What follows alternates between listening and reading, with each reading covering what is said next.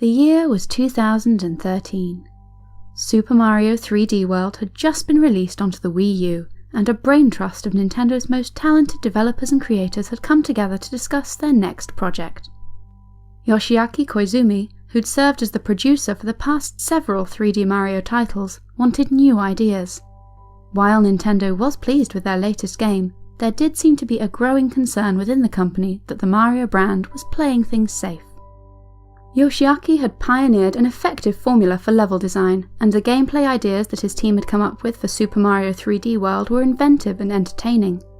That said, Yoshiaki was looking for something big and exciting that would shake things up and get people really intrigued by the next game in the Mario series. Ideas were not in short supply. Everyone had some fun idea of what new direction to take with their next project. The problem was going to be in choosing which gameplay mechanics or story points to use. Yoshiaki was spoilt for choice. If only there was some way to mash all these different designs together. If only Nintendo could use a variety of art styles and creature designs and new Mario powers all within the same game.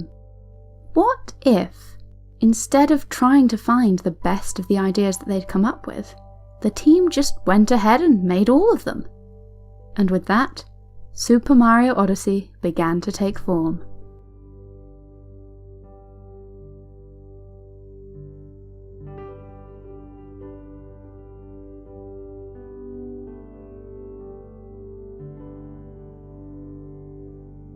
Yoshiaki Koizumi had never really intended to become a games developer. His passion lay in storytelling. As a young man, he dreamed of becoming a movie director, and as such, he studied as part of the Visual Concept Planning Department of Osaka University of Arts. It was there that Yoshiaki first came across Nintendo's star game, Super Mario Bros. He wasn't very good at it. The game was very punishing, and Yoshiaki struggled to make much progress without dying. He ultimately decided that he preferred The Legend of Zelda, because at least in that game he could take more hits from enemies without having to start all over again. When Yoshiaki graduated, he managed to secure a job at Nintendo. There were many reasons for doing so, including his interest in the emerging storytelling medium of video games, but it didn't hurt that Nintendo's office was nice and close to his former university, which just made things far more convenient.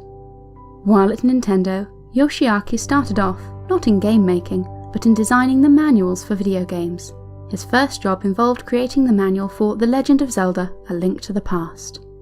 As Yoshiaki looked through the resources he'd been given, he felt that something important was lacking. The booklet was designed to teach players how to use items and navigate the game world, but there wasn't much story here. At the time, game manuals often served as context for the adventure players would embark on, helping to explain what was going on, who the heroes and villains of the story were, and why the player should care. Yoshiaki felt that Zelda, with its big, sprawling open world and high fantasy setting, needed a big, epic, grand mythos and lore to match. So, without any particular guidance, he began making one, creating a history for the land of Hyrule, coming up with religious symbols for the land's goddesses, and trying to flesh out the story presented in the games with artwork and mythology of his own creation.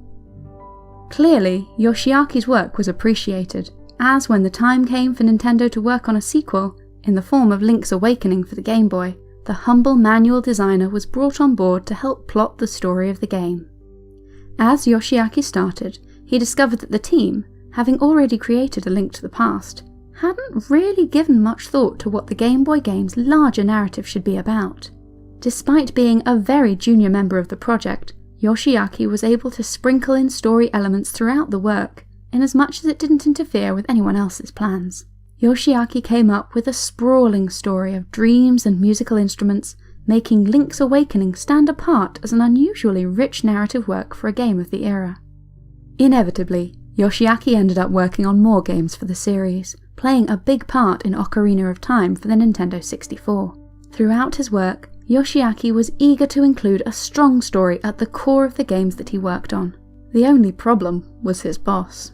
Shigeru Miyamoto, who ironically had started his rise to Nintendo stardom by creating a relatively rich story for the arcade game Donkey Kong, now was more than a little hesitant to put too many cutscenes and story beats into his games. Gameplay should come first, Shigeru thought, and Yoshiaki often clashed with his mentor as the two argued over how overt a story should be in even the cinematic Ocarina of Time. Yoshiaki eventually found that it was easier to sneak his way around Shigeru rather than try to defy the veteran game developer. In Ocarina of Time, Yoshiaki told his intended story incidentally through offhand lines of dialogue from non-player characters or from signs or location decorations. This didn't seem to upset Shigeru too much, and Yoshiaki was pleased with the stories that he was able to tell through this indirect method. The strategy paid off so well, in fact, that eventually Shigeru gave Yoshiaki the chance to create a Zelda game that revolved around storytelling more than anything in the series up to that point. The Legend of Zelda: Majora's Mask was built around a 3-day time cycle that Yoshiaki created, and he was able to fill the world with characters that moved around, had conversations with each other, and all had their own unique stories that the players could learn about and interact with. As Yoshiaki's star continued to rise, the heads of Nintendo's creative team gave him more and more freedom. He still had to approve ideas with Shigeru Miyamoto, but he was entrusted with the company's crowning jewel, the Super Mario franchise.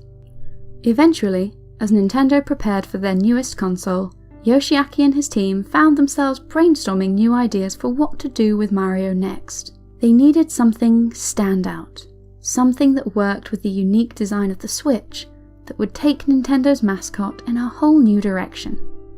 There were a lot of fun ideas bouncing around the team's discussions. Nobody could settle on a preferred art style, or a consistent theme, or even a unifying set of gameplay controls and power-ups. Then, as the group discussed their plans, a bolt of inspiration hit. Instead of trying to chase some big, new, futuristic idea for the future of Mario's gameplay, the team decided that they should take him back to his 3D roots. They were going to make a big open-world game similar to Super Mario 64, but using the greater hardware power afforded by the new Nintendo console. They were going to throw as many of their ideas together as would fit, no matter how weird and incongruous they felt. Yoshiaki and his team were going to make the biggest, widest, most varied Mario game of all time.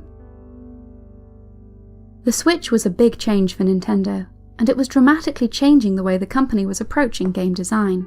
A portable console that could easily switch into handheld mode needed games that were designed for single-player, on-the-go experiences. Nintendo needed to make sure that their big tentpole games offered deep, immersive worlds for players to get stuck into, while also allowing for small, short bursts of gameplay. It was a tough balance to make. Thankfully, the design of Super Mario 64 fit here perfectly, with a series of big, open worlds that could be explored at will, with plenty of different missions that were possible in each sandbox environment. Thus, Super Mario Odyssey was designed so that players could enjoy lots of little rewards for playing, piece by piece. Yoshiaki's big change to the classic sandbox Mario formula allowed players to continue exploring an area even after completing an objective, allowing for a game session to go for as long or as short as necessary. Similarly, the game was designed without a risk of failure. Without a live system, Mario Odyssey wouldn't force players to start all over again if they didn't succeed right away, encouraging uninhibited exploration and experimentation. The nice thing about the game's diverse set of sandbox worlds was that the game's developers didn't need to be restricted to a single set of mechanics, or a set art style. In fact, Yoshiaki encouraged his team to come up with the weirdest possible looks for these different worlds. One was polygonal and abstract, while others were hyper-realistic for the sole point of making the player sit up and pay attention. There were no set rules for what these worlds should feel like. As long as the result was fun, everyone was happy. Still though, Yoshiaki had one person's approval that he needed to win. With trepidation, he presented the game to his mentor, Shigeru Miyamoto, for his feedback. Mario Odyssey's bizarre design and gameplay would need to be approved by Nintendo's star designer. Thankfully, Shigeru was on board. He trusted Yoshiaki, and this new game looked like the kind of big, impressive, exciting title that would get people excited about Mario all over again. Shigeru was right. Nintendo fans were thrilled with the look of this brand new Mario game, which felt both completely fresh and original, while also returning to a popular game style that many were eager to see the series revisit. As Super Mario Odyssey went out to reviewers, Yoshiaki felt a wave of satisfaction as the game received near-perfect scores across the board. This ambitious endeavour had done its job, and given players an exciting, fresh experience within the classic Mario framework. The moral of the story is that you can do great things when you step outside your comfort zone. It can be easy and relatively stress-free to stick to a strategy that works in life. Sometimes the fear of failure will keep us from trying something new, whether it's developing a new talent, trying to find a new job, or making significant changes in our lives. It's okay to be concerned when facing upheaval. If you put in the work, try your best and experiment, you may well still fail at your first attempt. What matters though is that you push yourself to try new things. Super Mario Odyssey has proven popular in large part because it's ambitious and because it tries new and different things. Do your best, be creative, and don't be afraid to break the mold.